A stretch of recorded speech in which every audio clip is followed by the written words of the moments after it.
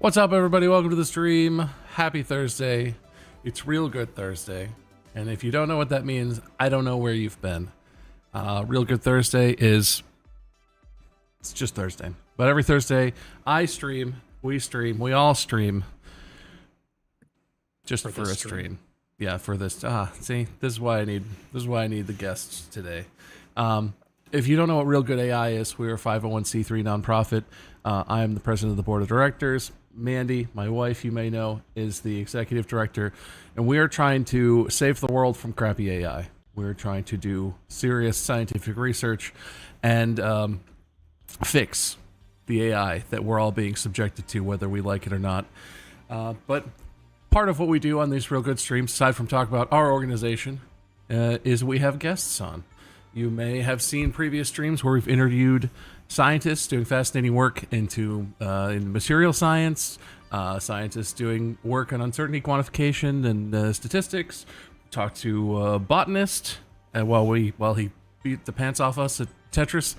We've talked to a lot of people, and today is one of those streams. Today we have a very special guest who also happens to be a content creator and a streamer, regularly appears on Twitch channel as well as in short form content and on their YouTube channel. Today's guest has a PhD in molecular PhD in molecular biology and is the co-creator of SciAnts Media. Our guest is Dr. Bálint Kacsoh, and we are very excited to have you here to talk about, I assume, ants, but also I think we're going to talk about more than just that. And we're going to be playing some Grounded 2 today. So thank you so much, Bálint, for being here. And, we'll do this at the end, but SciAnts. Tell us about, also, Eric and Craig are here. That's not exciting. Mm-hmm. Eric and Craig are here. Yeah. Craig is our director of outreach. Eric is a scientist, researcher. He's the newest employee. He does biology stuff. They're not exciting. But, Bálint, tell us about, let's start by talking about SciAnts and how that all started and I believe it was in the pandemic and stuff. Like why content? What are you doing? Thank you so much for having me on today. So my wife and I, ever since we were in undergrad, we would do a lot of outreach. We thought it was very important to get people excited about science and just, we're in a place of privilege to be in learning, and people who can have that should be exposed to it.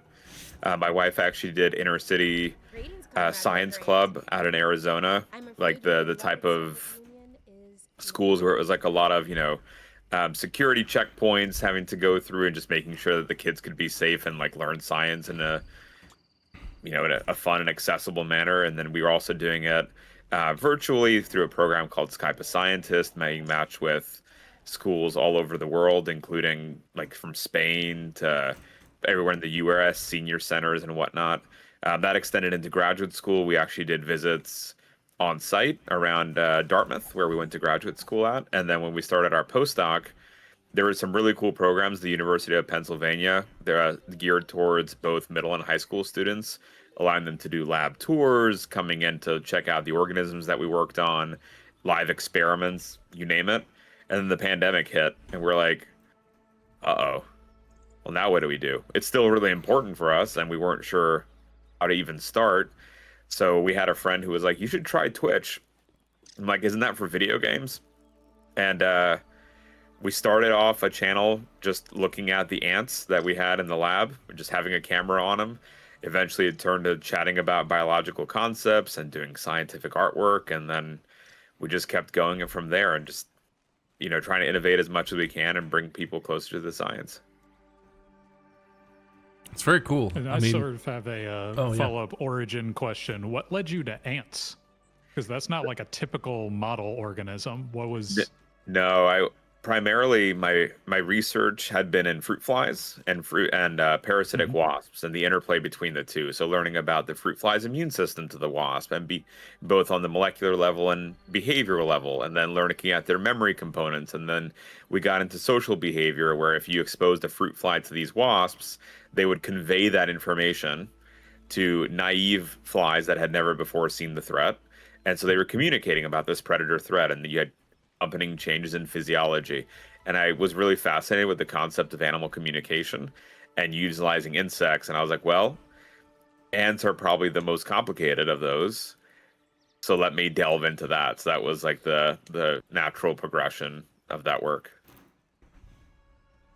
I'm glad that that's the part you're interested in, because to me, that's the most interesting part of the ants, is sort of the hive mind, right? Well, I say hive, but it's not really a hive. It's, or maybe it is. I don't know. Is that the correct terminology for what's going on with ants? It depends. Is it a hive? It's not really a hive mind. It's like everyone has their independent job, and even if you isolate them, they'll still do those tasks regardless of like the feedback. Really, the only thing that they're getting in terms of the feedback is like who's in charge, who the queen is, who the workers are, what caste that they have, and that's again through chemical cues, just odors. But yeah, it's just like how do they confer that information and what that social structure looks like on the molecular level. There's some really cool papers that we were doing demonstrating that their lifespan changes as a function of isolation. And of course, that was during COVID. We were doing that, and you could see a miner, so the nurse caste of ant, would die after about 20 days living alone, versus if they lived in groups of 5. So not even like in the colony, just 5 other nurses, they would live like 2 years. So there was a massive effect of that social isolation, and then trying to figure out, what the genetics are involved in that. And a lot of stress genes that are in humans are also differentially regulated in ants at that time. So it's a really fun system to work on, and it's something that really can, translate pretty easily to humans as well. That's really cool. And those odors you said, what's the chemistry of those? Are they just like the typical stuff that humans would be able to smell, or is it undetectable to? If you've ever whiffed an ant senses? nest and you've smelled something citrusy, that's usually like the formic acid that you can smell, and or alarm pheromones. So it's basically like, oh, I've opened up the ant nest. Oh, now they're calling out an alarm, like be careful, be careful, be careful. We got an enemy. You can smell that. The subtle cues, like who's the queen, who's the worker. We could if it was high enough concentrated, but it's just not enough in terms of the amount. But it's a volatile organic compound, so it's primarily carbons chained together with different modifiers on it, and that makes the unique chemical composition that gives that odorant. And we can synthesize it in the lab. We can analyze it. We can even paint it onto fake ants. We were doing that in the lab. Like we 3D printed ant friends for the socially isolated ones and gave them the smell of real ant, and it actually was a pretty good surrogate if you had both the tactile cue and the visual cue. And it was best if you had at least some odor. So like if you gave them a glass bead and they were by themselves, they would live longer if the glass bead had the odorant of ant. But if you gave them a 3D printed ant as well with the odor, then it was even longer. That's crazy.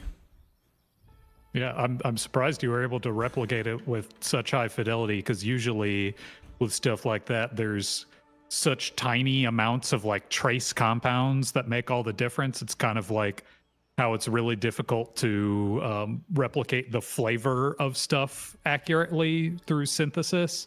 I'm surprised you were able to do that with ants, that they weren't just hypersensitive to something. You can extract it just directly off the ant. So you dip them in some pentane, and then you just slurp up the pentane and drop that onto the 3D model, let's say. And when the pentane evaporates, it leaves behind the carbons. Huh. So yeah, it was a unique combo of a lot of things. This is not the cool part of what you're doing, maybe, but it's a thing that I have some personal interest in. Are the 3D printed ants ant-sized? And if so, what 3D printing process are you using for that? That's clearly that's not extrusion printing, right? Is that like what? How are you doing that? The resin printing, right? That makes sense. And it really. So the way we made the models where we took scanning electron micrographs of the ants, so like really detailed, almost 3D terrain landscapes of the bodies of these animals, and kind of built a model of that. And then made that into an STL file and 3D printed it. So in addition to looking like an ant by eye, there's also tactile information placed on that 3D model. It's a little bit bigger than the nurse ants, but it wasn't by much in terms of size. We actually even saw the ants trying to feed the 3D model, which was mind-bogglingly cool to me. That's so crazy. The way they feed, right, it's called trophallaxis. So they're basically regurgitating back into the mouths of, the soldiers or whatever caste they're trying to feed. And we put in a visual marker into the food so the food would glow. So then if there was residue, like from them trophallaxing on the model, you could just save by the UV light. And yeah, they had a glowing remains and at the mouth of the 3D model. So it wasn't even like they were. So they understood what it was, and it was that's how. I mean, what's the finest resolution you could print with on those resin printers? I don't know anything about resin printing other than that it's cool and exists. Was this like, you said it's a little bigger than ants, but ants are still tiny, and you're adding like features like body parts, and I don't know what do you know the resolution? Like the legs, the antennae, even like if you look at the surface of an ant, it's not smooth. It's like almost looks like a moon crater situation. Yeah. We were able to get that. The hardest part, honestly, is when you print it. Right, there's supports that print along with it. Right. Same thing with like filament printing. With the resin printing, everything was so thin you couldn't just pop out the model. So we had to use a hot knife, so like a knife that you literally plug into the wall and it heats up, and cut everything out meticulously. So like even the removal process of the model would be like, it would be like an hour's worth of work just to remove the model from the base of it. You're looking at like microns of precision, aren't you? Or it's under the microscope. Under the microscope that you had to cut each piece out, and if there was a little give from one of the supports, right, if anything snapped back, then the leg would break off, and then you how many tiny little ants did you like? I cut the leg off. That's 15 a day. Oh god. It was and then of course when you're moving them around too afterwards, when you're putting on the odorant, and you're moving them between the containers with and without the ants, you're using tiny tweezers to move them because you can't actually hold them, right? Not just because you'll confer like your own odorants, but also because you'd break it. Yeah, well, and this isn't like a thing where you could fix it in like a dish or on like some sort of that you were putting them in colonies and stuff, right? So we were putting them into a dish with like a singular ant. Okay. But they were in a different dish when they had the odorant applied, and you had to reapply the odor every so many days. And so it was just constantly moving them around. Yeah, that's crazy. It was a real pain, but is 3D printing a thing?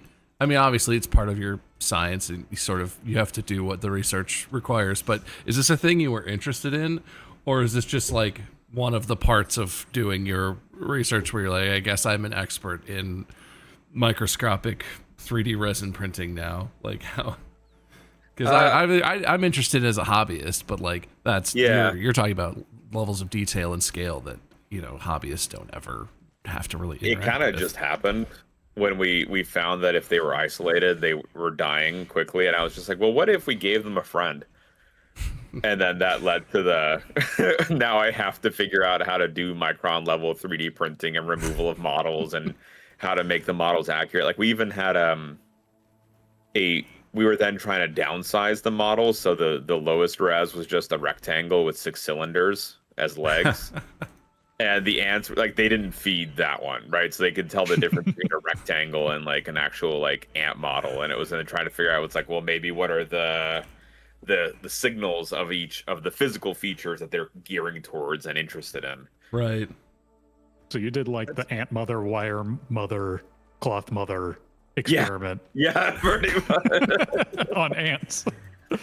Wait, I'm a normie. Cool, right? What is that? I'm uneducated. So this is a early experiment in psychology where they did experiments on monkeys to give them an imitative quote unquote mother, and they I'm trying to remember the details, but the two groups was you got either wire mother, which was fully functional but not really comforting, like it was made out of wire.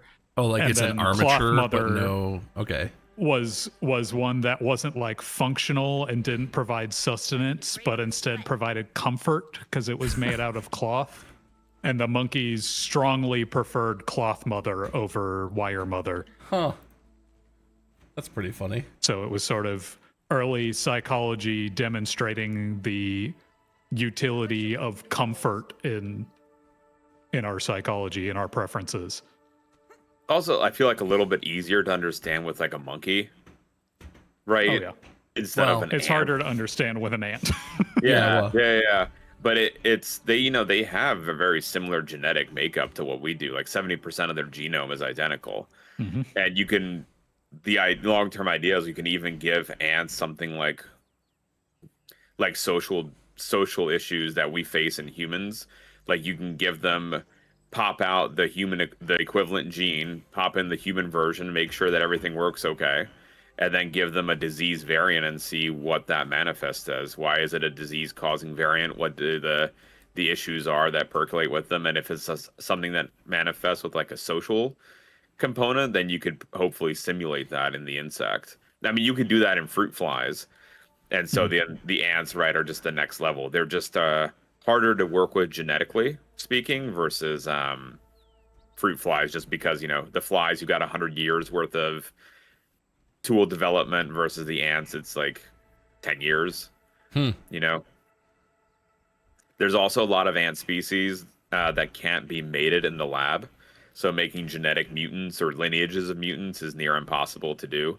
It's because they have a mating flight that requires altitude, changes in air pressure, humidity, temperature, and no one knows how to simulate that in a lab setting, at least not yet. Wow. How was the trial and error of making the 3D printed ants? Because the way you were describing it towards the end, I kind of pictured the arachnophobia mode of the spider in Grounded too. Like, did they not react to certain things, and like how did that look when they were like, this is a fake ant? Yeah, so we went straight for like the money shot, I guess, at the very beginning of just like, let's just print the best possible ant and see if anything happens, right? Because if that doesn't work, then the rest doesn't matter. And so that's where I think we were working out a lot of the downstream difficulties, because how does one figure out like how to remove the models and like what details you need and don't need? And so we just went for everything. And then we were trying to make iterations of said model, right, with like less and less features and seeing like what part they react to or not. And it was we never really got far enough on that. Like it was like, here is a reaction to most things, and then when you take away the head, that was a big and important part. Like they needed the head to be able to detect.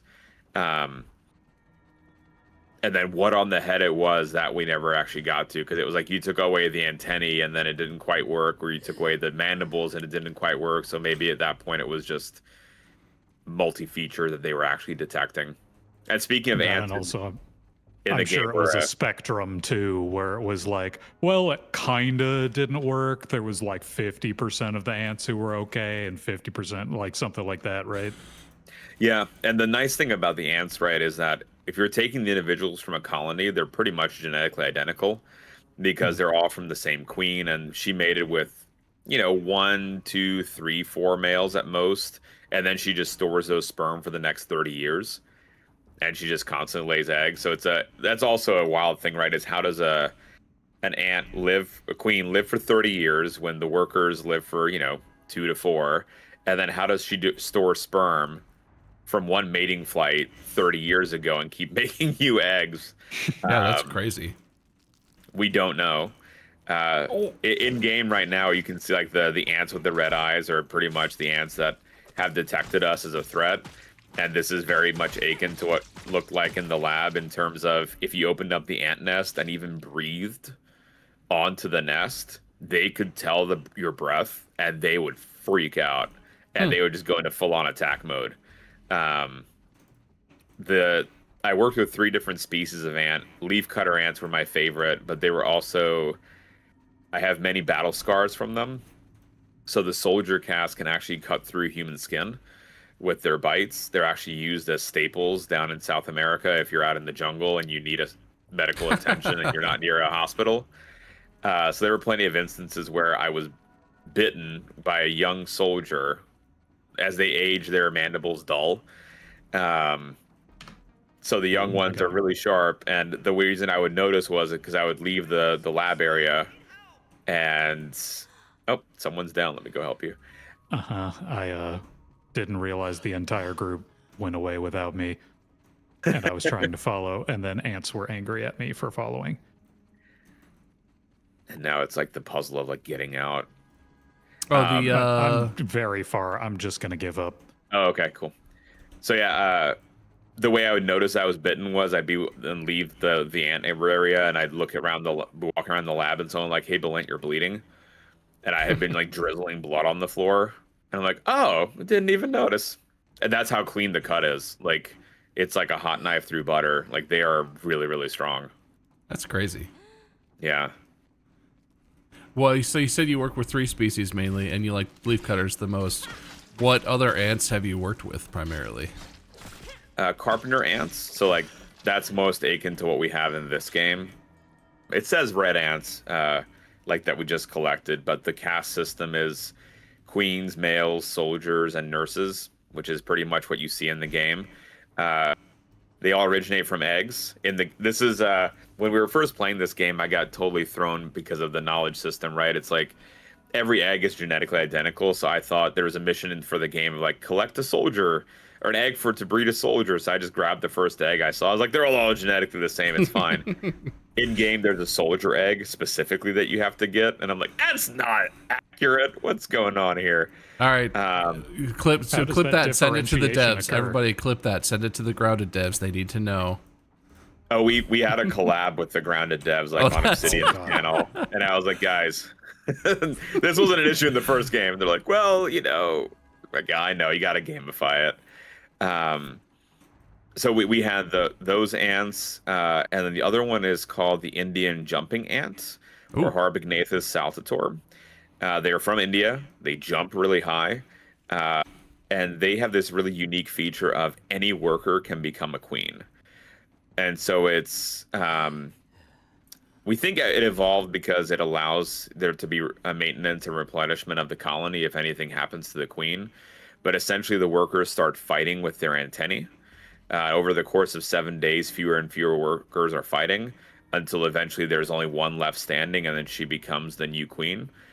With that, her ovaries become activated, so she can start laying and creating new offspring. And her lifespan multiplies by 6. Wow. So it's like, well, she had the genes, right, for that long lifespan, but they weren't activated until she became a queen. The prolonged fighting or whatever triggers these traits to come out or something. Yeah, is it like a chemical trigger or something, or do they just decide I'm becoming a queen now? I am the captain now. It's when as they're starting to get higher in that dominance hierarchy, they start to lose a certain protein in their ovaries and activate a different one. So the thing that they're losing is a repressor that turns off the ovaries, and the thing that they gain is an activator, and that in part does respond to pheromone cues. So like if there's the smell of we already have a queen here, that usually increases the repression signal. So lack of a queen, or even with Harbignathus, you can have multiple queens depending on the colony density. You might then have more formed, just if the colony is getting really big. Again, and it's just the chemical cue is just, less and less, and that's beyond a certain threshold to it. Yeah, well, the fact that they can... Oh, another one. The fact that they can jump so high sounds crazy. I assume they're still ant-sized. They could just jump and then blow over to the next, continent, as far as they're concerned. They're like the size of maybe 3/4 of your thumb. Ooh. Is their length. All right, that's a little big. Very thin. They're the evolutionary ancestors of modern day ants and bees are wasps, and these particular ants look very, very waspy. Like the curved abdomen. They've got a stinger. They've got venom that they inject you with. If they sting you, your hand welts up like it's from a bee sting. Oh, fun. Yeah. I don't know if anyone's allergic to their stings. in hindsight, no one ever got tested for it in the lab. It could have been awkward at one point. But yeah, it's really interesting. The venom that they have is a paralytic because the way they survive is actually live prey that they go after. They don't. They're not going after stuff that's already breaking down, which is pretty neat, I think. That is, I mean, not that I've heard of a lot of ants. That's the most interesting ant I've ever heard of as an ant novice. That's fat. Are those? I mean, you said they're Indian. Are those like you have to import them from overseas or something, or are those found in other places? There's different species of like similar close relatives of them also found in Europe. They're not very common. These were originally from India, identified in the 70s, and since then India has outlawed the export of its insects because they view it as like potentially scientifically important for them. And so they're kind of just like, we don't want anyone else working on this, so it's ours. So in the US, pretty much if you want to work on these, you have to contact a lab that already has them and get them. And then there's also a lot of USDA regulations to ensure that we don't cause any invasive species to come out, right? Because that's a really big consideration to also have. Yeah, that makes sense. I'm trying to take us in the game to find the soldier ant eggs so that y'all can ride an ant. It's paired to a particular like character, so y'all can't ride my ants for some reason. But if we get it's around here somewhere in the tunnels. If we find a soldier ant egg, we can take it back to the base and y'all can ride one, which I think is really cool. So you're saying worst case we can watch you ride an ant, but yeah, but like is that as much fun? Well, clearly not. Yeah. I don't know if you'll have an answer for this, but I thought this was a fascinating question. Chat wants to know what the most common cause of death is for an ant. Is there an answer for that that's accurate enough that you can put it out So, there? Most ants' primary predators are other ants. So it's usually like colony, territory, that kind of warfare that they undergo. Like with carpenter ants, they're honestly built to kill other ants. Like that is the sole purpose of why their armor looks the way it does. And so normally the reason they end up dying is because there's been some kind of like territorial battle essentially. They might also they do change their tasks as they age. So you might see the nurses when they're younger ants, they're inside the nest, they're taking care of the embryos, and then as they age, they move out into the world and go start foraging, which is more dangerous. So they have a division of labor not just based on the epigenetic side of things, but also based on age, that ensures that their turnover rate is gonna, like, you go out because you're close to death anyway kind of deal, if that makes sense. Yeah.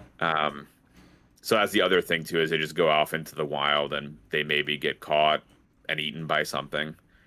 Or another ant comes across. So, okay, so we've got here are the soldier ant eggs. In real life, right, we wouldn't have this. It would just be one type of egg. Oh, that soldier's angry. I found a northern scorpion. I assume you're not in the ant nest? No, I don't think he made it in. Looking for the entrance to it and found a pile of raw science that was apparently a trap. I have often found that science is a trap. All right, so we can't do anything else while we're holding these, so we have to make our way out. So now we have to run back to the base, and there's an incubator there that we can there's another angry one. Aye. Oh, if he hits me, I drop my thing. That's not ideal. All right. Listen, friend. So question that goes along with this situation. I know we talked about ants fighting other ants. What's the scariest ant for humans? Is there like one in particular that causes more of a problem for humans, or that will attack, or anything like that? So I guess what kind of scary? So like ecologically scary, fire ants, because they invaded from Argentina and are now all over the world, and they take out the native insects, native fauna. They're just absolute like ecological menaces. There's one fire ant colony that spans Europe. It's Cool. 3,000 kilometers. Oh my god. It has multiple queens. Like that's one of the perks of their system, but they're just going underground. And the way that was discovered was they did genetic testing, and they're like, these are all related. And so like the whole nesting Spans system, like they're all physically connected? Like it's an underground, you know, all close enough where they're genetically linked. Like this, it's the Wow. same. Like you can't parse out. You can parse out like, okay, time. Like this is a little bit younger. This is a little bit older in terms of the lineage, but it's a very modern, like just a big colony essentially. If you look at the genetic side of things, there are some like disconnects, like missing gaps, but we're talking about no bigger than the length of a football field in terms of a gap. that's crazy. And they can, they can tie their bodies together and float. Huh. Right. So like rain doesn't really, their nest will flood, but they make a little raft, and then they go on their merry way. That's how you can isolate fire ant nests, is if you see a fire ant colony, just dig it up and put it into a bucket of water, leave it up for about 8 hours, and in 8 hours you'll have a whole ant nest just floating on the top of the water, like in a ball. Whoa. And in the center of that said ball is the queen, and there's a lot of physicists that are actually studying like the properties of said ball, because it's not quite like a liquid and it's not quite like a solid. And I have all kinds of turnaround in this ant nest. That's cool. I'm just here to talk about ants and wander around aimlessly. I hoped that it would be interesting. I know from talking to a variety of scientists, as a non-scientist myself, pretty much anything can be fascinating. We had a researcher from the the Colorado College of Mines, or the Boulder College, whatever. She was a material scientist, and her work was on like sustainable concrete and into like concrete. It's fascinating. I never thought concrete could be so cool, but I did not expect. I mean, the floating nest of fire ants. Is there a point at which they like become saturated and sink, or will they just float on until they find something to latch onto and they just float on? Oh. Yeah, it's like they have this really like this surface tension on them that's basically preventing there's a bubble that forms around them. Oh, And wow. so that's how they end up like being able to breathe, and there's even turnover of them. Like, so not every ant is always on the bottom of the raft. They turn over. They keep the embryos on the raft. The queen is all set to go. And that's also, that's how they colonize and then also survive whenever there's any kind of environmental event. So that's the scariest in terms of ecology. In terms of, I think, what Put I it would down be scared right of. now. Yeah. Like stingers, the bull ant is probably the scariest. Those are in Australia. They have a massive stinger and a venom that induces necrosis. So if you get stung, you got to be careful about like the dosage that you're getting, because like you can go into anaphylactic shock and die. You can have tissue loss at the site of the injection. It's rather nasty stuff. Yeah, I mean that's not exactly the same thing, but that's similar in the type of effect that like brown recluse venom has, right? That everyone is so afraid of that I actually don't know how brown recluse venom works, but it's called this flesh eater, right? Which necrosis kind of Venoms same are kind hard. of deal. That's crazy. Venoms are super, super cool. In my undergrad work, we were studying wasp venoms that the wasp utilize to attack the fruit flies. And there's such a cool batch of differences. Like there's one kind of venom that we found that pops all of the immune cells in the fruit fly. And there's another kind of venom that removes all the calcium from the fruit fly cells, like the immune cells. And upon removal of the calcium, they can't signal anymore, so they're just basically inactivated. You still leave the cells, they're just not functional anymore. And then there's just like the whole gambit of stuff that you can do, like with those various venoms. You can even isolate it. So that calcium pump that identified were actually isolated and synthesized and are now using it on human heart cells as a way to kickstart heart cell function. So if like you had a heart attack and your heart cells aren't working, the idea is drop a little of this venom component on, it reverses it. We put calcium back into the cells to activate them, and then it just goes on from there. Wow. Yeah, I'm sorry, I'm totally turned around in this in this freaking maze. I know if we follow the wires, we eventually go up. Yeah, But we it's just like, need ramps up and wires, right? That's like the combo, but well, so you studied other organisms, it sounds like. Is there, as far as getting into this type of research and science, is it like, oh, as a child I want to learn more about insects or organisms, or is it like the type of science, the nature of this research attracted you and you're like, okay, I guess I like, I guess I'll learn about wasps or ants or whatever now? Is it one or the other, or is it a little not bit that? of a mix. My dad was a scientist too, and so I learned very on that I wasn't interested in mammal research, which is what he did.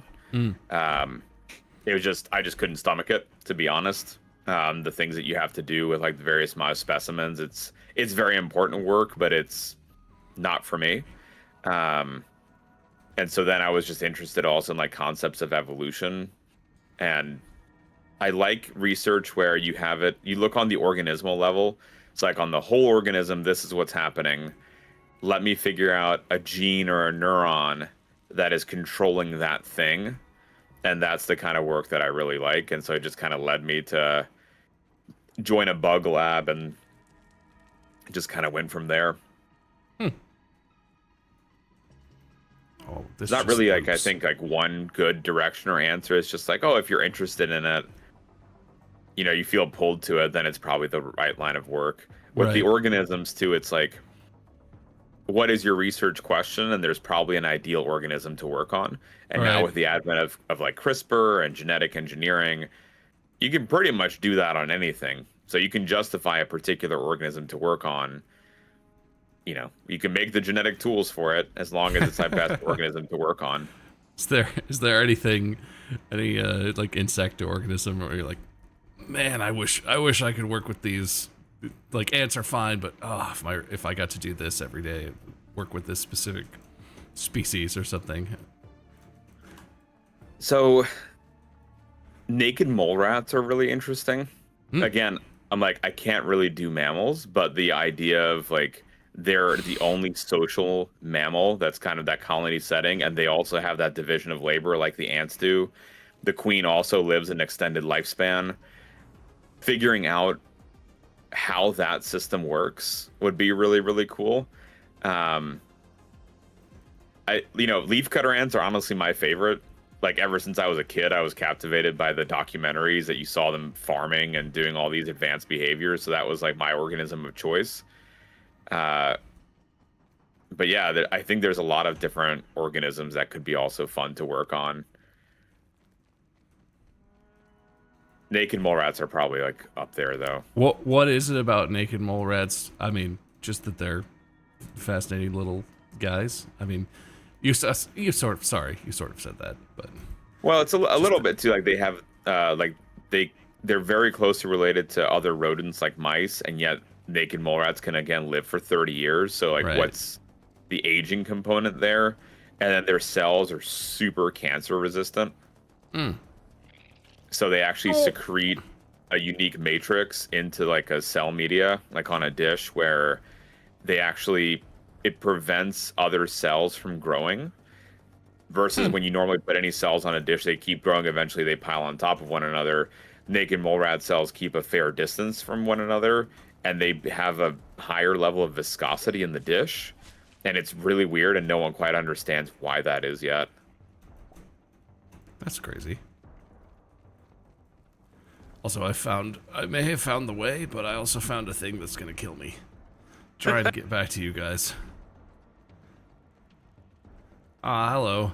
I think possibly. Oh, there he is. Oh, I'm stuck. Oof. I think maybe this is the way we want to go. I was making progress this way until I found the ant, which I don't know if that's a good or a bad sign, but A bit of both. Let's see. Yeah, I think you're on the right track. I think this is it. And of course, there's another fork in the road. yeah, I am following this like braided whatever conduit, whatever this is on the floor. That was my inkling that I had. I think this might be a good way. Oh my god, there's a bunch of them.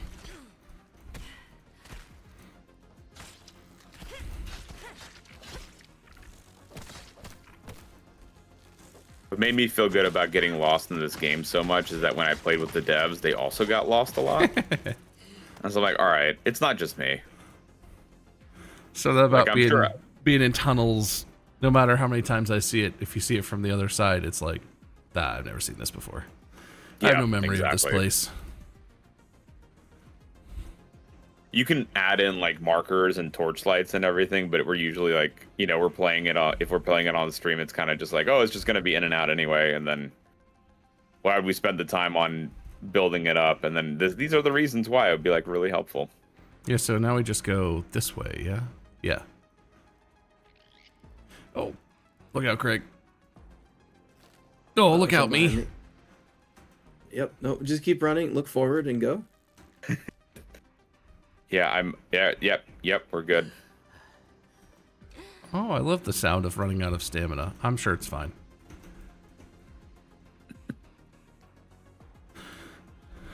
Hey. Oh, okay, that seems bad. Oi! Oh, that was a lot. What's going on up here? Oh, no, that doesn't seem very good at all. Yeah, we're about to Afflicted get... by a chill. Oh no. Sure. I was seeing, I was seeing that thing Ants sort of now. count down, and I was like, oh, it can't be that The bad. countdown is so random. Sometimes it does nothing. Other times it does something. And I guess we got stuck on the doing something. Ah, Well, at least you're above ground now, so I can find where the death is happening. yeah, if you want to die, just come over here. It'll be real quick. I'm helpless here. Please. That's a got big you. thing. It's a whole party. Oh, I'm dead too. Hey, Craig. Whoops. I appreciate the I effort. have a spear. Oh, I can maybe save one of you. Never fear, Hoops is here. Get I'll your get butt you back back on the for that book one. All right, got one of y'all back. I killed one ant and Wait. died immediately. I got you. This is gonna work? Oh no. Not a joke. I need help.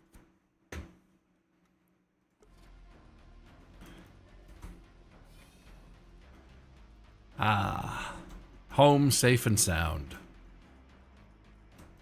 So it seems like multiple species of bugs are teaming up to fight one enemy. How often does that kind of thing happen?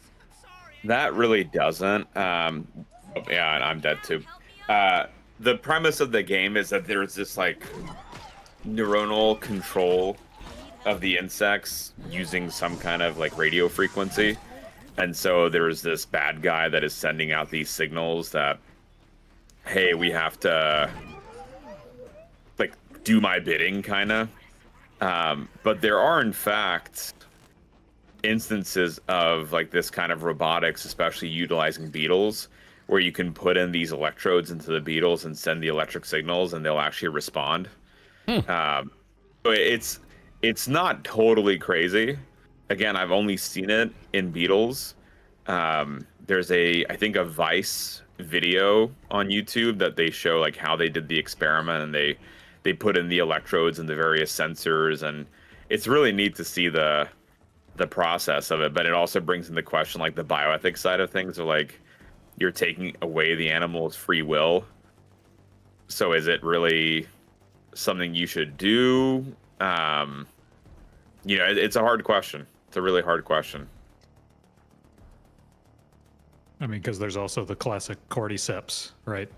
Yep. The parasitic fungus that'll take over the brains of its host organism. Yeah, and that's what the Last of Us video game was based off of.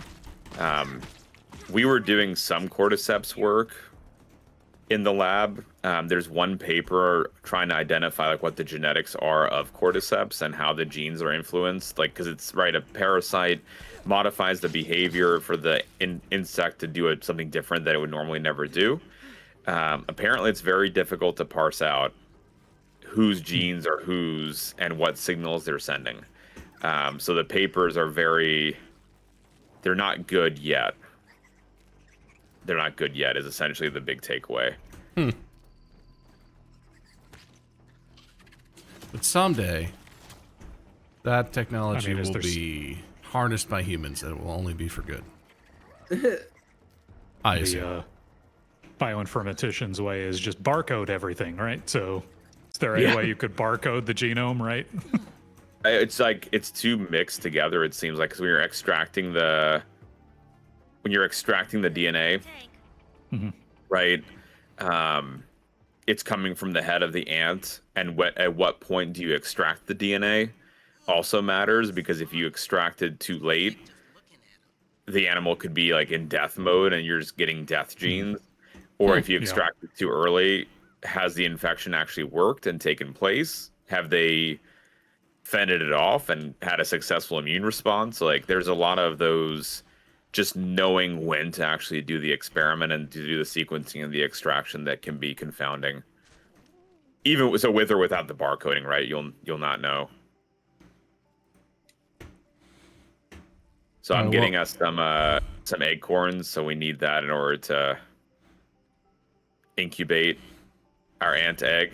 This is kind of a thing, that Eric has worked with, or I think you've worked with, and that we talked about on our own other streams. But you're involved with like the Citizen Science Initiative.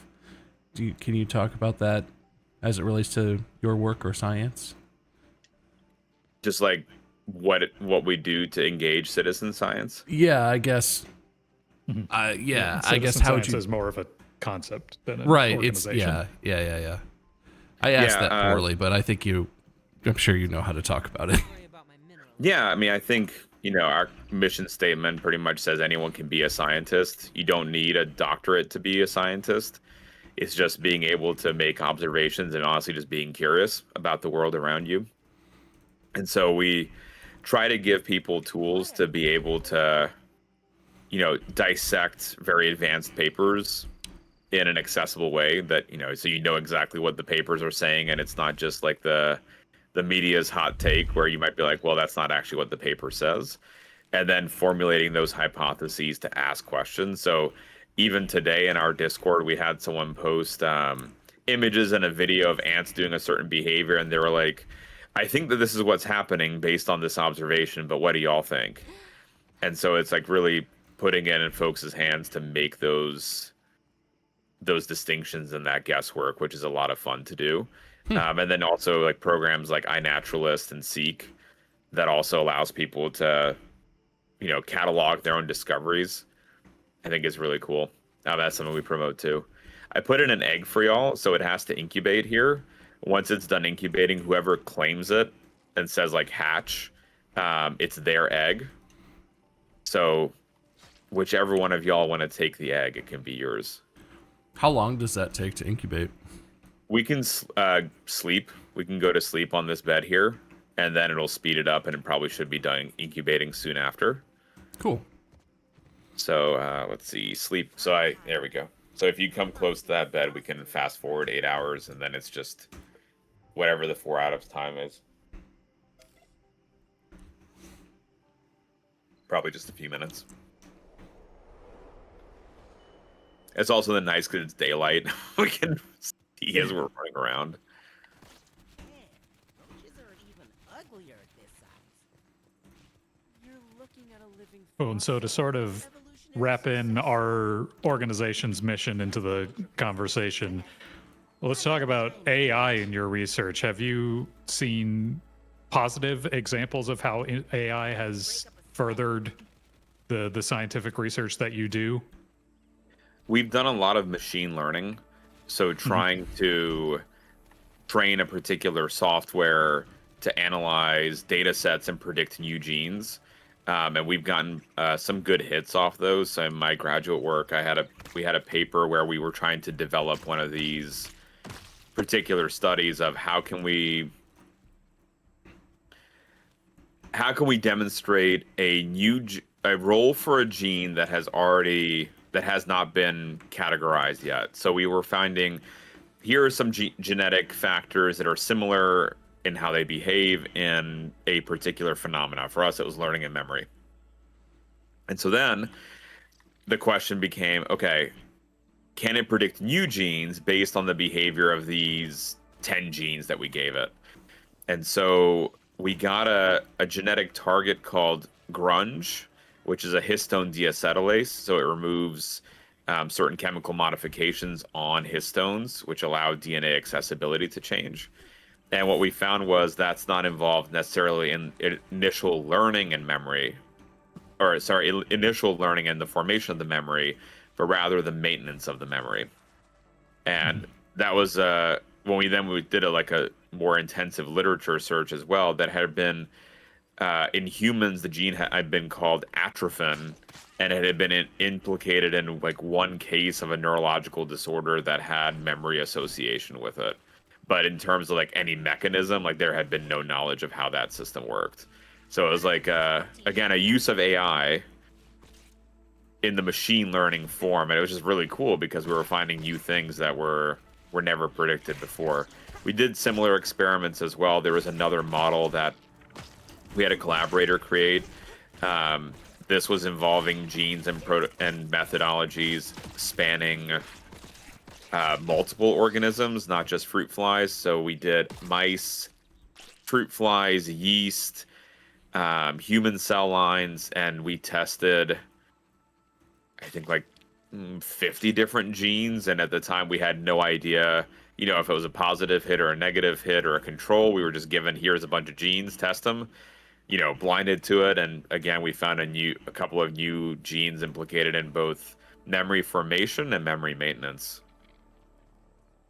And then also there's been other predictive softwares that we've used, like how are proteins shaped and what might they interact with and how might that affect a particular biological process that we're interested in studying. So it's definitely that stuff was my focus of my PhD, is that specific camp. Nice. Yeah. So it's absolutely been beneficial. It again very much like depends on what data set that you use it on to generate it. So it's then the old saying, right? Garbage in, garbage out. If you don't make a good model, it's not going to be great. But it was, I mean, the way we were using it, taking it with a grain of salt and then testing it like in the lab itself, and we would get hits. And so it was a very good guide for us on what were things that we're interested in to look at.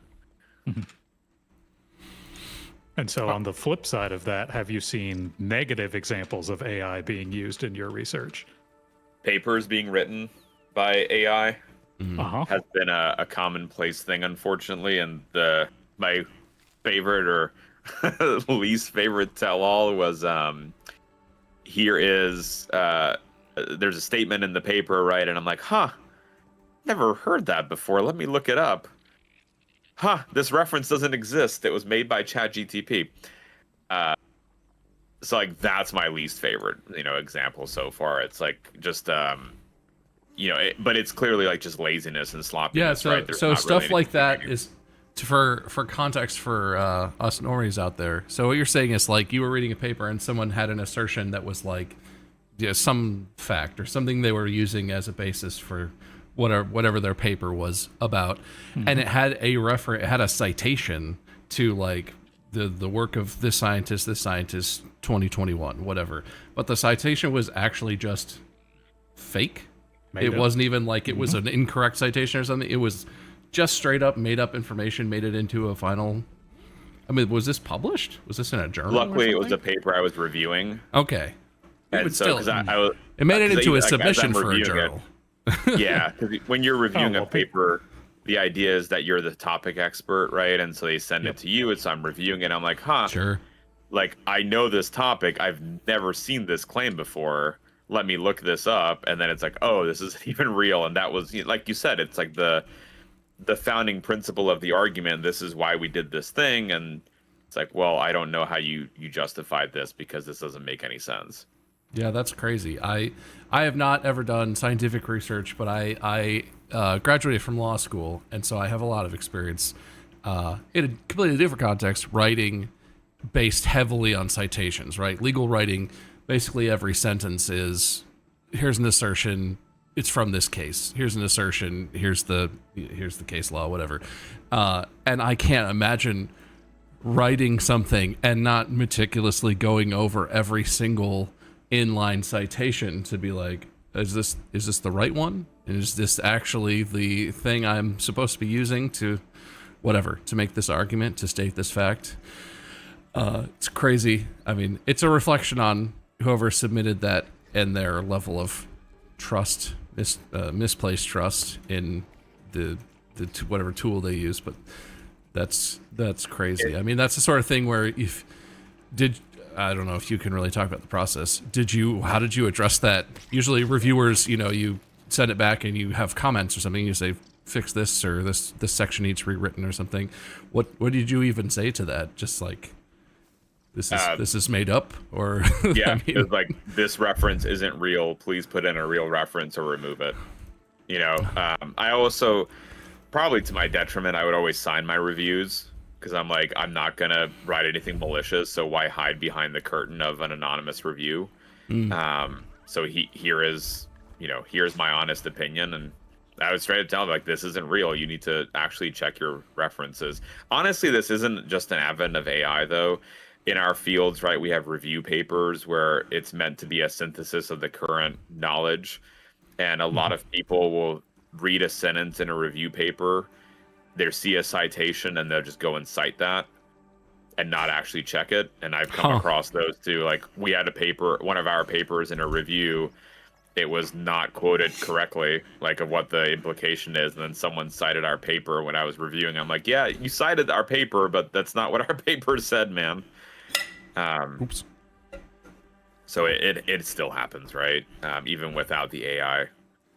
It's just the shortcut that you can do, I guess. Yeah. Yeah, that's crazy. For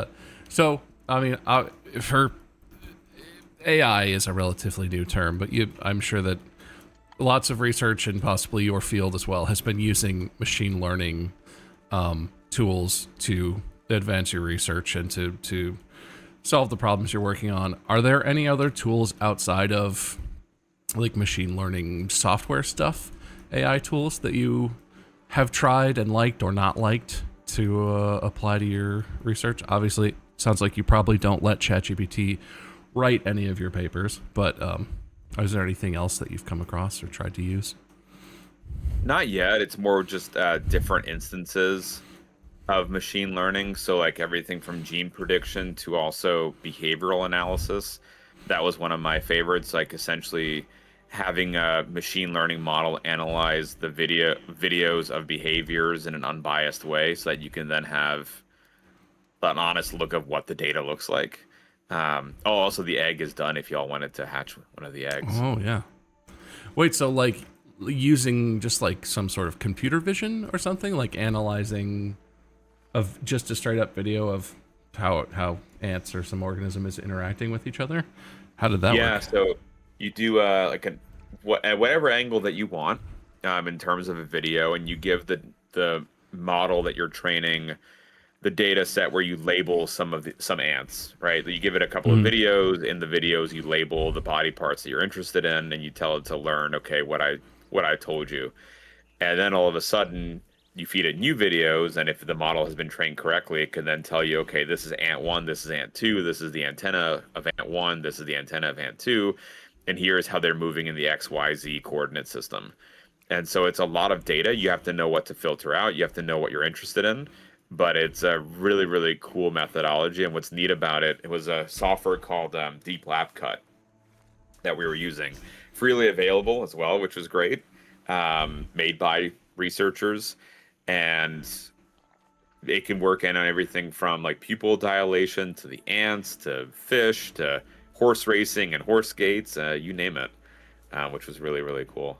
Interesting. Yeah, that sounds like the kind of thing where if you're not super precise, you could end up with an unreasonable amount of data points. But it's cool that, I mean, you found that to be effective. It sounds like that's a really interesting way to get an analysis of this sort of physically manifested behaviors without, like you said, without bias, or without you having to just sit there and try and discern what you're seeing. The model that I had trained had 53 points on it per ant. Oof. But what was cool about it was you had the data, and then you can just filter it, right? Like, I don't really care about the tip of the left leg. I have it, but I don't necessarily need it. So you can always look back after you've already trained up the model. The GPU power we needed for it was crazy. We had like double Titan GPUs talking to one another to be able to analyze it, but man, it was worth it. That's pretty cool. So yeah, whoever wants to ride the ant, just go ahead and hatch it. Yeah, I'm giving it to the person who's like running the stream right now. So All right. Hatch. Red Soldier Ant Buggy, I'm assuming. Oh, wait. I went to hatch, like putting a new one. You should be able to just, like when you clicked hatch, it should just like, the egg should just pop open. Oh, I have to hold it. Okay. Well, There you go. hey. Pet? Nope. Hold to pet. Hey. You're kind of cute. Nice.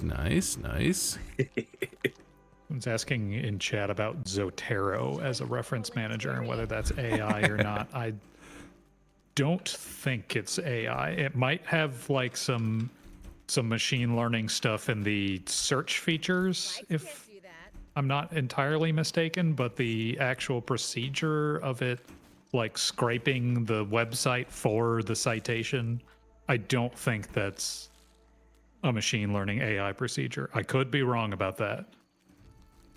I don't actually know the inside of the algorithm of Zotero or stuff like that, but I think it's just searching the website for the specific metadata to build the citation. We had used Zotero many, many years ago, but I have no idea now what it is. My bet is it probably has some AI because like everything has some it in there. AI. Yeah. Like we were talking earlier, everything Copilot is everywhere now, but you can't get rid of it. Oi. Hey. Let's take a Ooh. second to get our composure. Well, that's pretty good. Yeah, if we get some more acorn, what is it, shells, we could do another one. It's, Because yeah. we do have more eggs, but...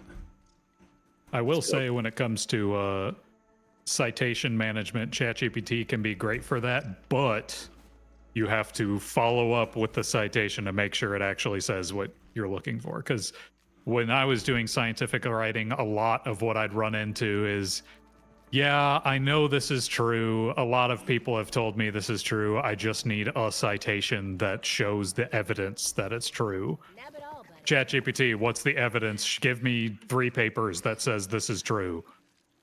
And then you go to the actual citation and make sure that it's real and says what you want it to say, and then you can cite it.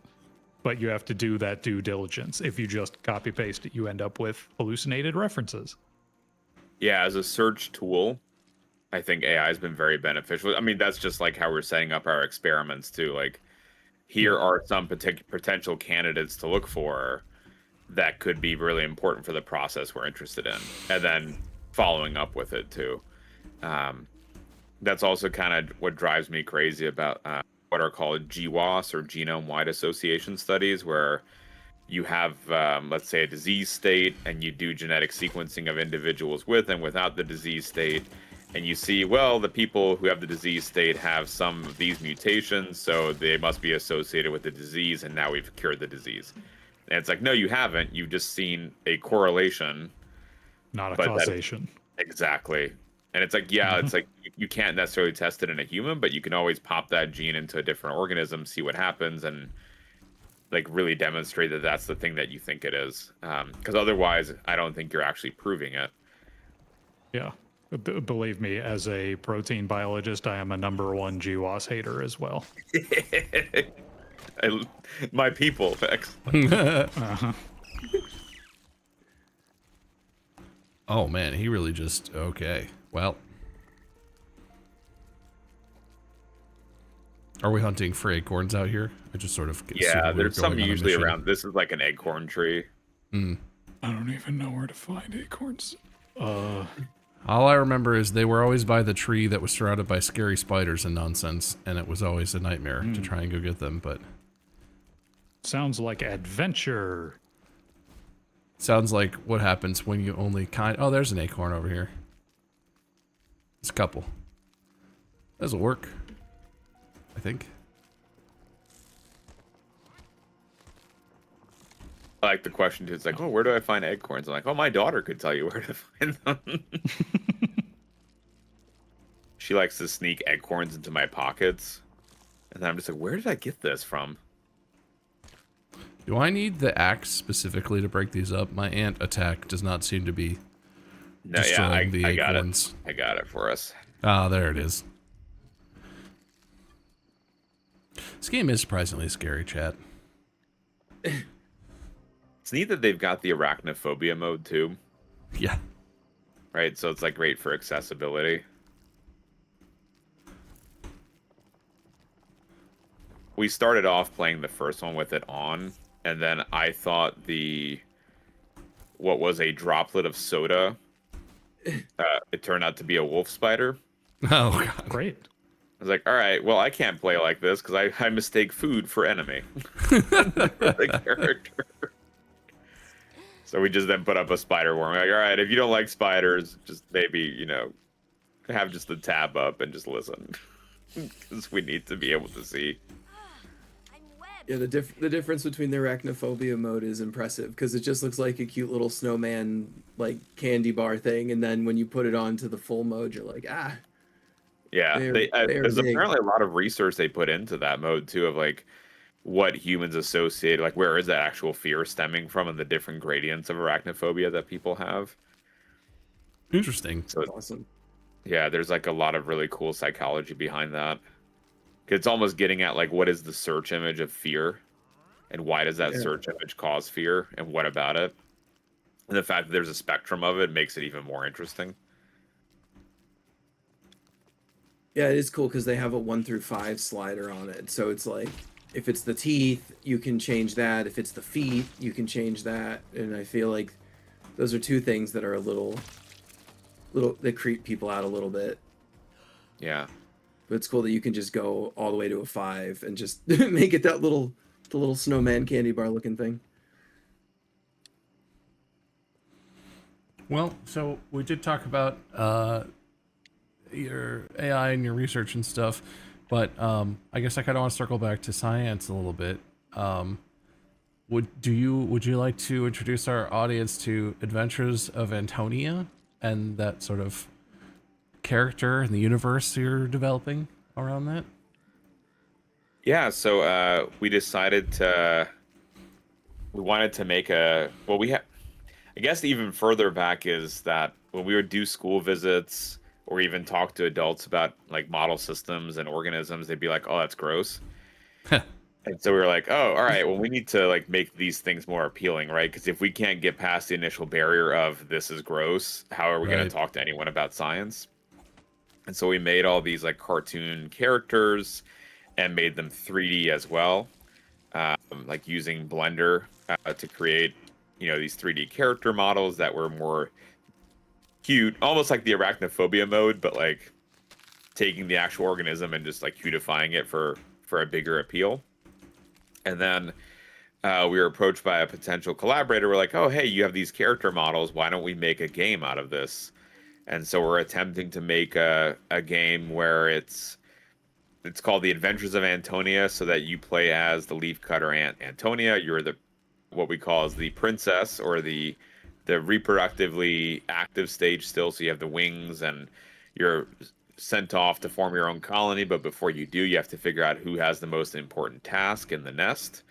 And so you get to meet all the different characters, the different cast, and figure out like okay, they're genetically the same, but they look different, they act different. What are their different duties and tasks, and uh, trying to parse that together. So it's kind of meant to be educational, but a 3D platformer at the same time. That's pretty cool. Yeah. Do you is that how far along is that? Is there a playable build of that, or is it still in the early development stuff? We've got a build, but it's not for public yet.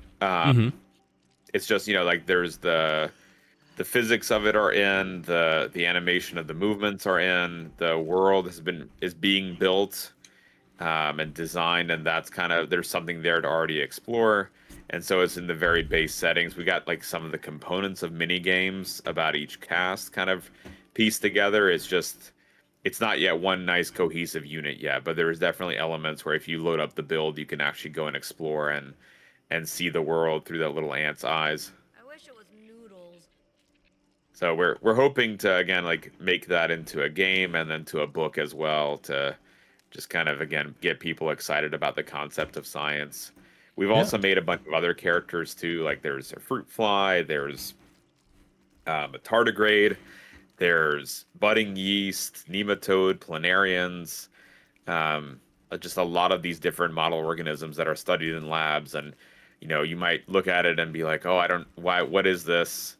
But maybe you'll be like, I don't know why this bug is dressed as Iron Man. But it's like, at the end of the day, you're not telling me that, oh, gross, and you're already checked out. It's, why is there this one thing? And then it's like, oh, let me tell you about the science behind it. And then you can hook people and get them excited. Right.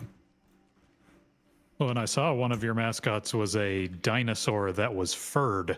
Was that a artistic liberty, or was that actually like a dinosaur that was furred? So, well, it's meant to be a feather effect. Feather effect. Got it. Very dense like feathers. fine feathers. Yeah. Yeah. Okay. So there is a dinosaur called the Eutyrannus, and it's the largest feathered dinosaur that we know of to date, identified in China. In a family group, it looked like, and it was a full-sized T-Rex, and it had feathers in the adult stage. And that's one of the really cool things. It's starting to become more mainstream now that dinosaurs had feathers, but there was, again, a long period of time where, you had no idea that dinosaurs had feathers, right? Like their Jurassic Park images from the 90s. Yeah. I mean, that's the best that we knew at the time, but now as we're learning more and more, it's like, okay, that kind of shows the evolutionary connection to birds. And so you can highlight that with that particular character.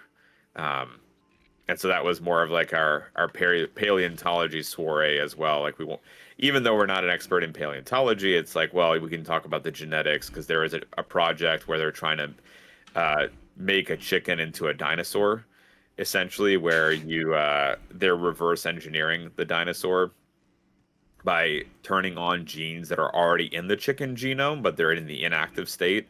So you can give a chicken teeth and scales, and it'll hatch. The limiting factor is when you turn on the genes for the tail, it's embryonic lethal, and they're trying to figure out, why that is currently.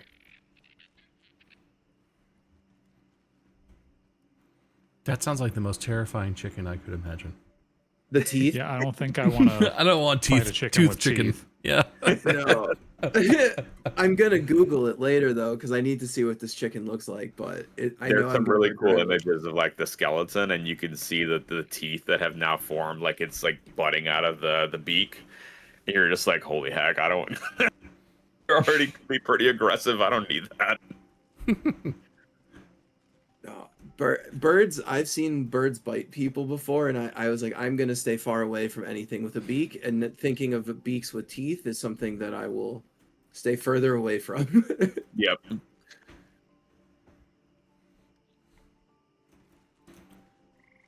I think this is outside of your expertise potentially, but chat asks, and I'm here for chat. Are Argamy nuts, or however you say that, wants to know if you know how they actually determined that dinosaurs have feathers. Was there a specific thing about fossils that they discovered, or did they find feathers? There's fossil imprints, so you can see the outline of the feather. There's also some specimens in amber, not the whole dinosaur, but just elements of the dinosaur and its feathers of it. So it's again just like how they're preserved, and it's again particular dinosaurs that had them and the right preservation conditions. But you can see the outlines of the feathers and some of the mineral remains, and then there's even if you Google amber dinosaur feather, you'll find them. Huh. This man needs his sleep. There you go, chat. All questions answered. Probably. If you do have any So other you mentioned questions, bring them up in a chat. long time ago that this was something that I had written down as a question to ask is that you mentioned that there was sort of like a line to doing research with ants that you couldn't like take away their autonomy, that sort of crossed an ethical line because the ethics of doing research with invertebrates as model organisms generally tends to be pretty lax because there's still surprising amount of controversy around whether their sensory experience matches that of vertebrates. So I wondered if you had comment on that, on where the line should be and like what is an example of doing something ethically versus unethically in terms of experimenting on ants. I think it's hard with invertebrates because there is no universal rule, right? It's just, it's honestly your best practice of what you think is a barrier. I would only, you know, you're not really euthanizing them, but using them for an experiment if you needed to. So I wasn't just like loosey-goosey squishing them for the sake of the funnies. And I use that as an example because there was another member of the lab that I was in that would put different species together into a box and that would trigger them to fight, and he just thought it was funny. Right? That would be an example of, well, that's not very ethical, right? Because there's no benefit coming from that. You're just inciting them to go into attack mode because you find it amusing. So that's like I guess a very easy example to connect with, at least in my head, of like where there's some of that boundary. Otherwise, you know, I would make sure that it's like we needed to do this experiment, and that's why we're doing this, and trying to make it so that the organism isn't really suffering. So you put them on ice to fall asleep, and then you would do the brain dissection or whatever system that you wanted to look at. Because my recollection of invertebrate research is that I used to have a friend who was a TA in a C. elegans lab, which is nematodes. And whenever they would have an overgrowth of those things, all they would do was just pick them off the plate and put them in the Bunsen burner. And nobody cared that was how they were sort of culling these plates, how they were maintaining the population levels, was just igniting them on fire. Yeah, there is no rule. Europe is starting to get a little bit more strict on that. They're actually putting in some rules and regulations on what you can and can't do and when you can't and can't do it. But it's like, you know, baby steps. And I guess part of it just has to be your own self-reflection too on what you're comfortable doing. With the fruit flies, when we were done with, let's say, a vial or a tube, there might still be eggs, larvae, pupae, even some adults in there, right? And so what we ended up doing was we put them into the autoclave, which is just like flash burn. They're just done. Or we'd put them to sleep first in a 4-degree incubator and then put them in the autoclave. Number one, that prevents any contamination outside, so you won't get anything invasive being released or genetically modified. And then also it's like very quick. Like it's instantaneous, so they won't end up having any kind of pain. But that was very, very different from most people who just chucked them and didn't really care. Chuck them and like they didn't even kill them first, they just chucked them? Yeah, just like threw the vial into the trash can, and which eventually got thrown into the garbage. So it's like, That seems like a great way to cause a lab leak. well, a fruit fly isn't. If you release a mutant fly, it's gonna die. Okay. Like they're So these were lab lethal, or whatever the terminology is, that they wouldn't survive outside the lab. yeah. Insofar as there's some kind of fitness detriment, and so they probably won't do as well. With the ants, it was a little bit more strict. You had to freeze them before you could dispose of them, and that's again just for the invasive species and the USDA regulations on it. Hmm. I think if we sleep on the bed, we can watch another ant if y'all wanted. There we go.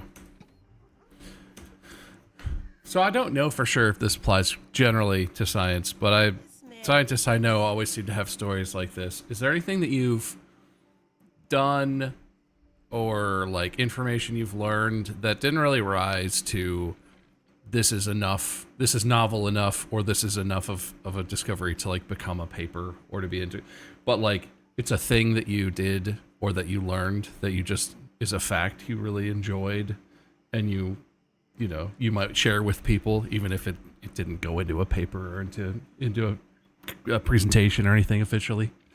Yeah, I unfortunately had a lot of those. One of the professors that I work with didn't publish most of our papers.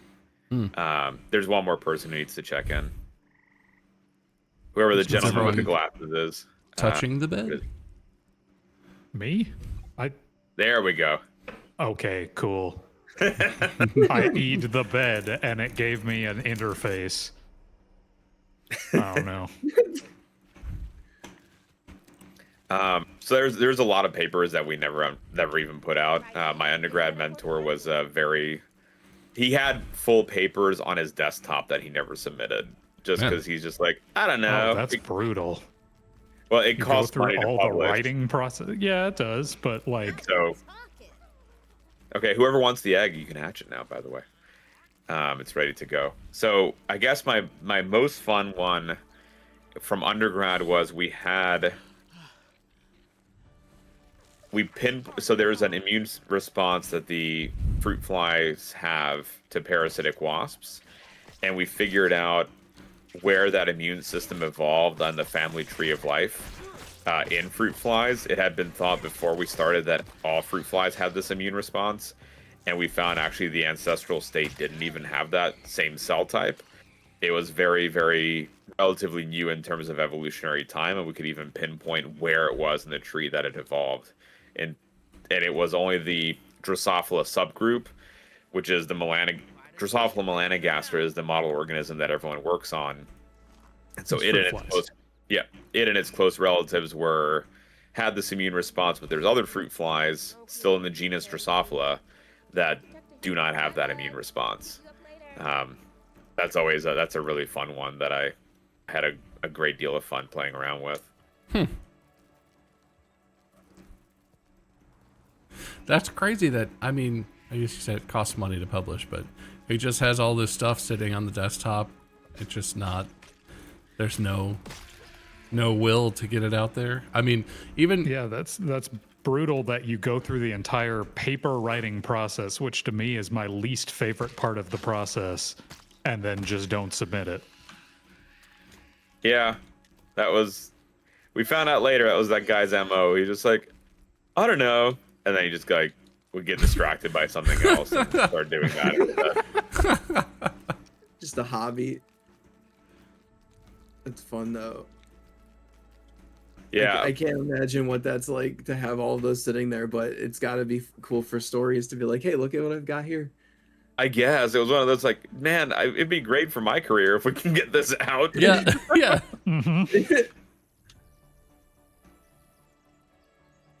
Yeah, you just very easily distracted, I guess.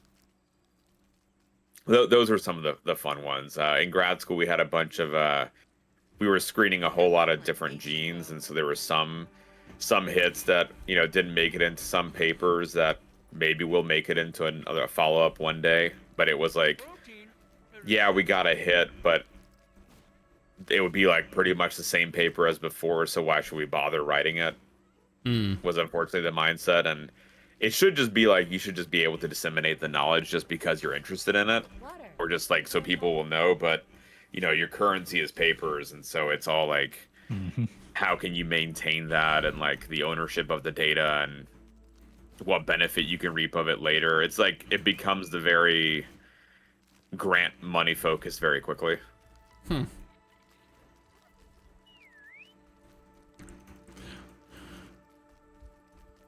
So My spider seems to have disappeared. Not spider, ant. You should I'm have doing a the whistle symbol. button, and it's not. You should have like a marker on it, the way that the players in the camp does when you get far enough away from it. Oh, it's all the way over here and is just standing staring at the wall. So you're the one who's here, so I kind of introduced you as, representing SciAnts, but you are actually only one half of the two people that make up SciAnts Media, right?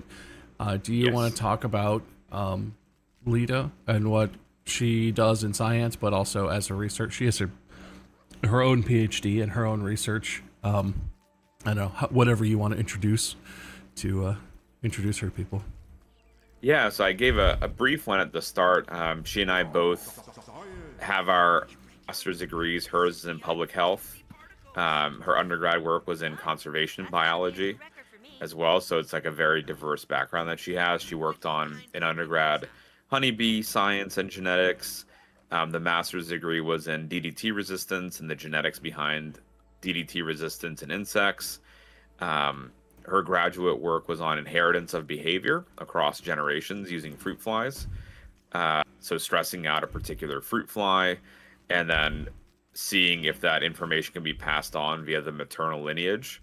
And it turns out certain stressors can. And so it's like figuring out what is that thing that's inherited. And we found like the protein that was, its levels were inherited at a depressed rate. So there was less of that protein activated in the stressed out offspring, leading to changes in their behavior, which were, again, really, really exciting to be able to see.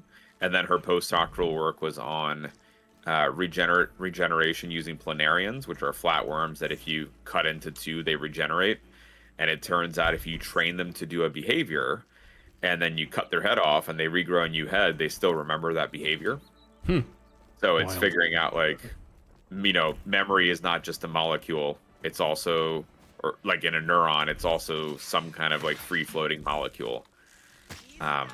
Even wilder is if you starve planarians, they cannibalize one another.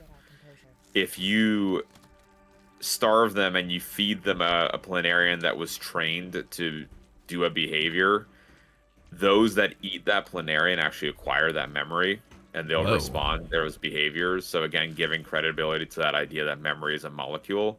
And so she was trying to figure out how to even detect that molecule because we think it's a really, really small RNA.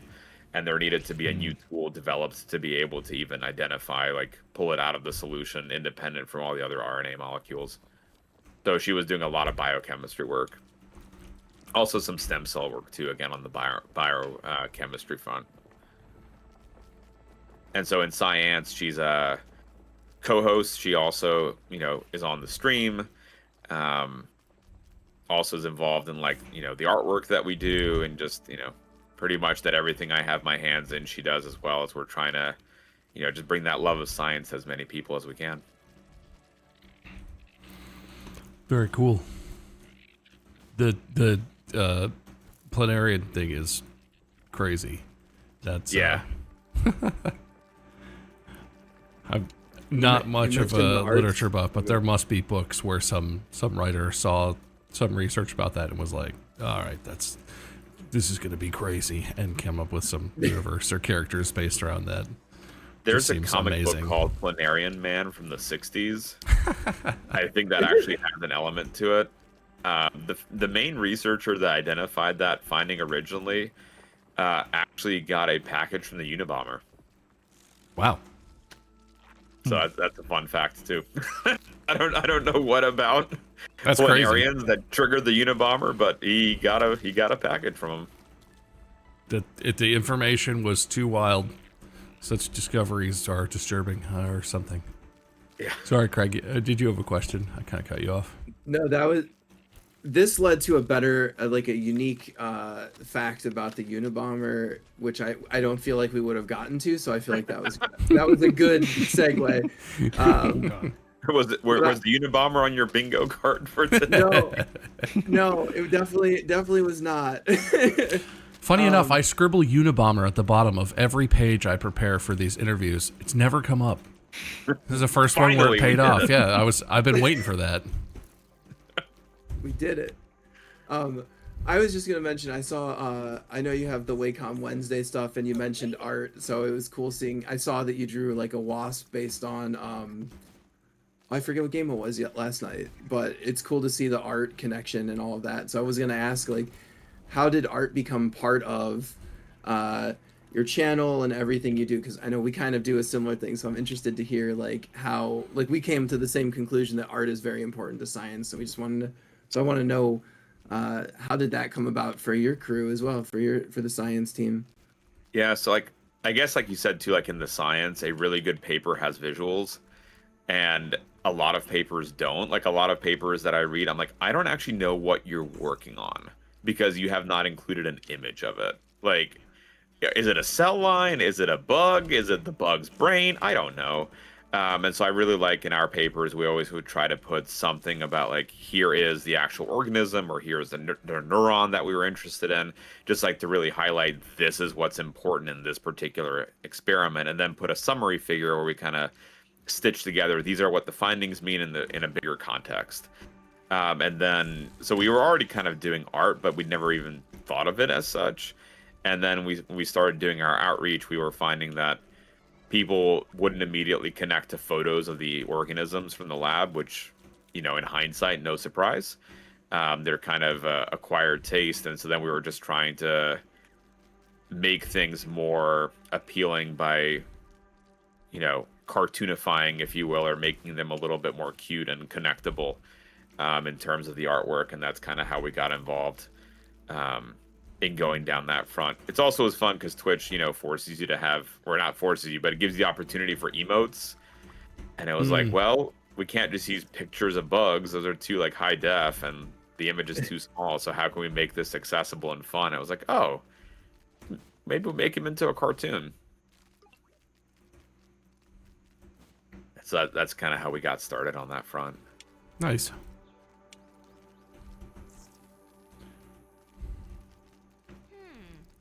Is there So anything? in terms of spreading the information to the public, I know you guys have a podcast that's sort of an interview series similar to this one, just with a more biological focus. How's that going? And well, do you have any guests coming up that you'd like to highlight? I crashed out of the game. Oh no! Gotta love it. We were talking about potential shortcomings, right? And they kicked me from the game. Did it kick y'all too? Yeah, it did. the server went I'm down. sorry, guys. I am Oh, so good. sorry. Yeah, the podcasts are like for our live interviews that we do, and then we just adapted for a podcast. Okay. And we're having another series coming up. So last year we had a whole month for Women's History Month of Women in STEM. We're doing that again coming up this March, and then we're doing a series right after that on conservation biology. So we're partnering with World Wildlife Fund and having different scientists on each time that are experts in conservation of a particular animal and talking about how that happens. And I'm like, we're going to be focusing on bison, prairie dogs, black-footed ferrets, and more. So that should be a really fun time. And yeah, then we just adapt them to be in a podcast form based on the actual like interview on stream. Yeah, I had noticed that some of your early episodes integrated a lot with Girls Who Code. Is that that part was of our- the National Women's Month Yep. Women in STEM thing? Cool. Yeah, that was our first. That was when because we had interviews before, and Craig, I sent you an invite so we can maybe reconnect the stream. I'll get everyone joining. We had interviews before, but it was, you know, we never thought about it at that point in making a podcast. And then when we were kind of, you know, had this moment of this would be kind of a dream gig to be able to make full time and make it a viable business, it was like, all right, let's continue to diversify. And we're like, well, we already have the interviews. Let's just now make it into a podcast form. And so that was kind of the origin story of that. I'm Willow, yeah? You can pick me. Yeah, we raised at least, I think, $1,500 that campaign for Girls Who Code. We'll be doing that again this year in March. And then right afterwards, we're having our Earth Month. That'll be raising money for World Wildlife. And then in May, we've got a fundraiser for the Lupus Foundation of America. And then after that, we've got more with Fred Hutch Cancer Center. So we do a lot of charity work too. And we usually bring on a topic expert in that field to really like hit home what the fundraiser is going for and how it helps, like humanity. Tired? I'm tired all the time. Writing you is It's awesome. better And for where is the best place for people to be able to find the podcast if they wanted to subscribe or tune into it? It's on everything from like Spotify to iTunes. It's called the Formicary Conversations in Science. So it's like the ant nest, right? We're gonna keep going with the ant theme. Yeah, Spotify, iTunes. We push it out everywhere. And it's also, the recordings are also on YouTube, just in the audio form, or they're with the video form as well on there.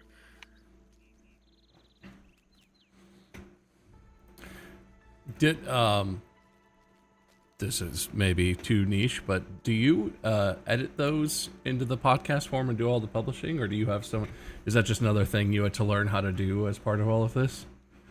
It's another thing on the docket. Yeah, it's me and Lita, and then one of our moderators for the stream do all the work, behind the scenes work, and so he came up to speed and he figured out how to like upload them onto like RSS feeds and figure out how to do that and get the domain set up for it. And then so he and I will tag team on the editing side of things, and then he knows how to schedule and upload them. And so yeah, we're extremely small of an operation. Yeah. One day I hope to tell you, be like, oh, we have people for that, but we're not actually there yet. I mean, it's definitely easier when you have people for that, but even at the size of content that I have grown to, you just can't have people for everything. Sometimes you just gotta do stuff. So you have done, again, invite chat if you have any questions. Bálint does have like a hard out, has to head out, so we're not gonna go over time today. But if you have questions, put them in chat.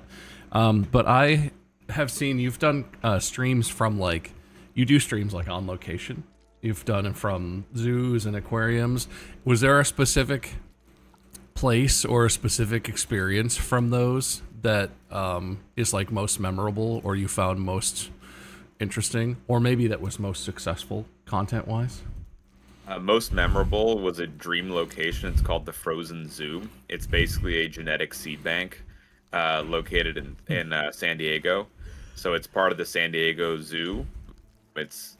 They're at their wildlife park, and it's a genetic repository of, they're aiming to be every animal on Earth, including endangered animals. And so they have cell lines and reproductive cells frozen away, and they're trying to use like cloning to bring some of them back.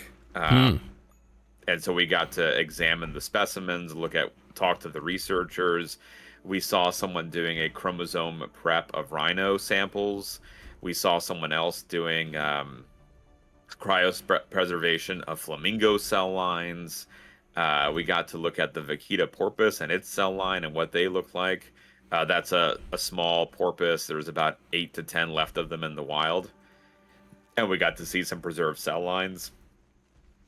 So, and it was, wow. We were able to talk to the director of the institute, and she was absolutely incredible. She told us a story about how she was given this rhino specimen and was told, you got to make this work because this is the last rhino of this kind.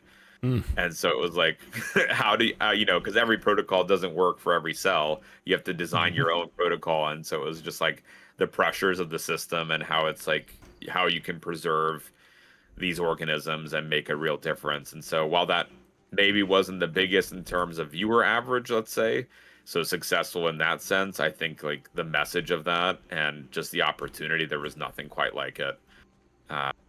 That is up, I believe, on our YouTube as well. Like you can see the lab space and the tour and the discussion with the curator. It was really, really cool. Yeah, that's cool. We actually been like on stream we talked about the Frozen Zoo for years, and so it was like the opportunity to go and do a stream. Like no one had ever done a stream from there, so like we were the first ones to do that. So that's a very, very special one. Yeah, that's cool. That's very unique.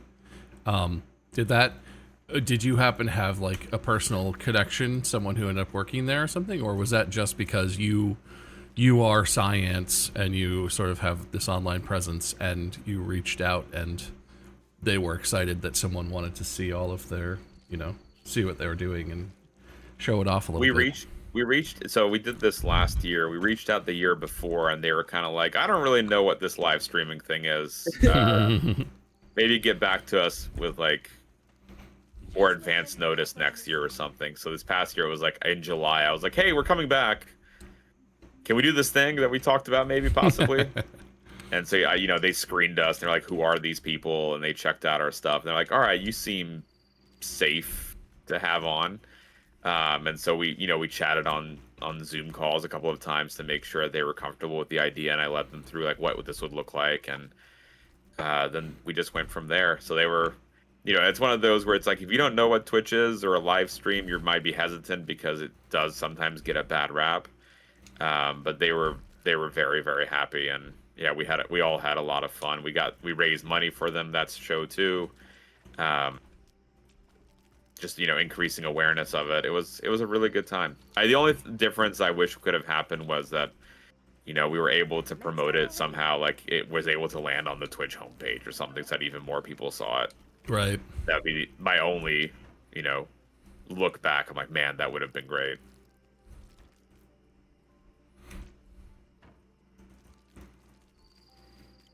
No, that's cool. That's the kind of thing. I mean, it makes sense that exists, but that's the kind of thing that people who are outside of like the research community or the biologist, zoologist, genealogist community would never really imagine exists, but it's very fascinating stuff. I have a goofy question from chat that someone asked. So in AI, there's the concept of emergence, right? Can that potentially happen in ant colonies? And could one potentially train an ant colony as one would train a machine learning model?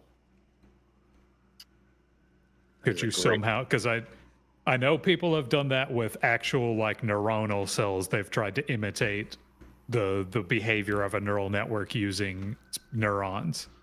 Could one do that using ants and pheromone signals? That is a really good question. You might be able to. It would be really. I think there's still more to be found out and learned about how the nervous system works with these animals. Like, what dialing range, right? You can get a response if you activate certain neurons, and with what. But you can train colonies to respond to certain stimuli that they were not responding to before, right? And then you can get them to act in unison too. So I don't think it's a crazy question. I think that could very well be possible. I'm hesitating committing to saying yes, only because it's like there is still much to be. Because you're a scientist. Yes. Well, but also because there's more to be learned, right, about how the system works. Like it's still, while their molecular biology exists in ants, it's still relatively an infant field. So once we learn more, if in the trajectory of what I've seen in the papers, yeah, I think that could absolutely be possible.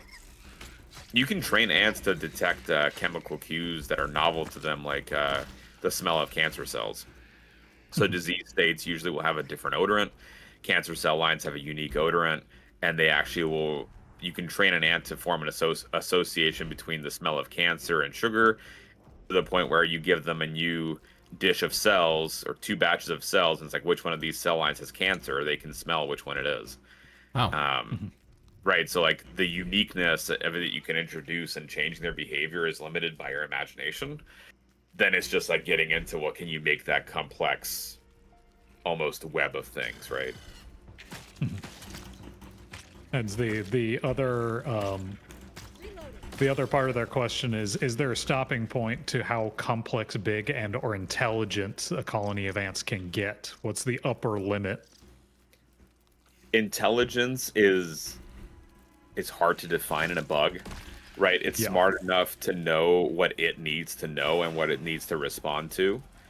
Or let's phrase it another way. What is the most complex behavior you've witnessed a colony of ants do?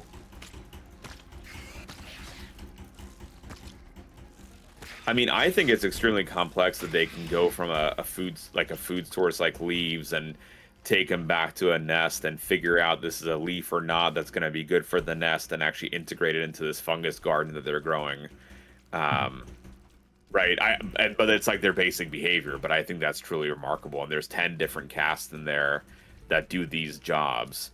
And they have to parse out the information to it. I think that's incredible. But maybe there's more complex things that could be witnessed. I know they've been trained to smell like odorants even of a bomb, you know, like weaponry. So I guess it just depends on like how you define like what is complex to you. And again, it's based on chemical cues and odorants. It seems almost like it's just limited by your imagination at this stage. That evokes an image in my head of you like going through the TSA and being like, "Sorry, sir, you get the ants today." They have to cover your body. You're like, "Oh god, I hate this even more than I used to." I had like the same thing, but you were talking about identifying cancer cells, and it makes way more sense that it's like 2 batches of cells. And see, I was just imagining you're in the hospital and the doctor's like, "All right, well, we've got some blood work that indicates, you might have a cancer. We're just gonna dump these ants on you and see what they find." You're getting an AMT scan today. They're like, let's check your insurance. Oh, yep, no, the ants are covered. The ants are covered. Yeah. It's that was one of the examples. Like it hits home with me because it was in the media. And they like the way it was reported in the media was pretty much if you like ants smell cancer, so it was pitched almost like the dogs that can smell cancer, right? Diseases, and that's not at all what the paper was arguing, but that's how the media was reporting it. And so because we had people come in like, "Did y'all know ants smell cancer? I can just dump ants on me." We're like, no, that's actually not what the paper was saying, but yes, the press releases said that. Yeah, God, that would be amazing. Just pour some ants on you. Imagine the savings we'd have. They just form a giant check mark over the tumor. Well, them some smart ants. I'm cruising. I'm skimming through all the chats to make sure I haven't missed anything important. I think we cover all the questions that I caught that were in chat. Again, Bálint has a heart out, and so I want to be respectful of that. But thank you so much for joining us. We have a little ending thing here where I raid my channels into the Real Good channels to encourage people to follow, but you absolutely don't have to hang out. Thank you so much for your time. Is there anything that you want to reiterate, or maybe that we didn't end up talking about, that you want to plug? Obviously, check out SciAnts streams.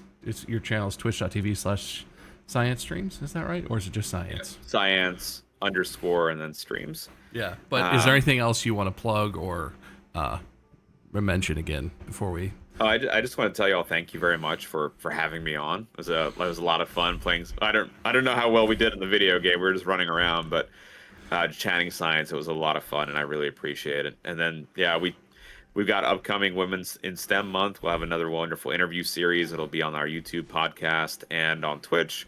Then we've got a Earth month. We'll be celebrating conservation work in different animals, including the black-footed ferret, prairie dogs, and bison. And just keep staying tuned. We keep growing and evolving every day. We're live 6 to 7 days a week on Twitch. Awesome.